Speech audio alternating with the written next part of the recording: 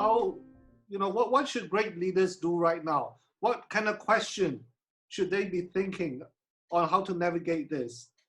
The reason why I asked you specifically is because you are a small business owner, and unlike CEOs who have great cushion at the back, you are facing the grind. Yeah, it's a very different set of problem. Yeah, well, the thing that I ask people to do is to fully understand short-term cash flow needs. And in the recession in the United States in 2008, I had the good fortune of having a couple of advisors, and we created a very informal advisory board. And I encourage small business owners to pick 2 or 3 people who would be willing to be on an informal advisory board to help them through this crisis. Mm-hmm. And you'd be amazed at the people in your town or community or in your contacts who would be willing to help with this. And that's the first thing I would say. But in connection with that is, during that time, I had a mentor who taught me cash flow management. And I didn't have any accounting classes. I didn't, but I developed a tool through his help. And it was an Excel spreadsheet. And this tool I'm still using to this day. We've modified it over the years, but I've used it every week since 2008, every week. And what we do is we're projecting cash flow needs for the immediate 120 days. And so what I encourage businesses to do is not wait. Don't wait until you think, oh man, I'm not going to be able to make payroll. What do I do?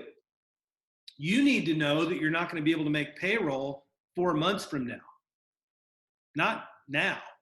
And so there are these very easy tools that you can use to understand, what is my cash beginning balance? What are my expected receivables this week?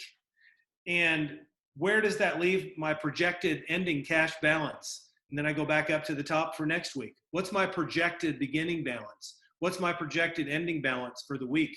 And what that's going to tell me is, what are my accounts payable coming due in the next week, and the next week, and the next week, and the next week, for about 4 months. And so I have a cash flow meeting with my COO every Monday afternoon. I've done that for all these years, for 12 years. Sure. And so then the other thing I would encourage entrepreneurs, small business owners to do is to not just look out for 4 months of cash flow, but I would encourage them to make a projection of what their 6-month, 12-month, and 18-month revenues will be. Now, this is not an exact science, of course. I mean, many people are very resistant to this right now. And the reason is because they say the following: we have no idea what's going to happen. Exactly. We don't know. Well, guess.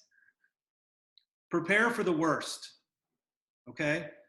Maybe we can hope for the best, but we can prepare for the worst. What is the worst case scenario? And I mean the worst case scenario in which you could survive as a business, that you will have the cash. But taking on debt now, I would be very careful about taking on debt, very careful. If the terms are, outstanding, and it's a long term, so that it's 20 or 30-year debt with a very low interest rate, maybe. But I would be very, very careful about incurring debt. And so what I encourage people to do is make the challenging decisions to manage with the cash that they have and the cash they're projecting to have.